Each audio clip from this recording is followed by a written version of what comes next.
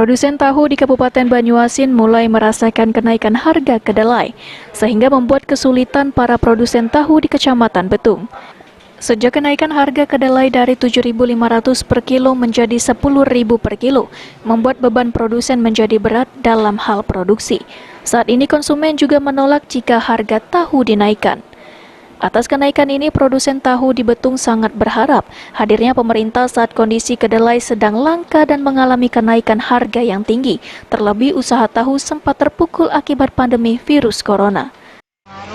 Soalnya kacang kedelai mahal sekali, jadi dulunya tahunya besar, sekarang diubah menjadi kecil. Untuk harga kedelai sendiri per kilonya berapa, Bu? Yang dulunya Rp7.500, sekarang Rp10.000.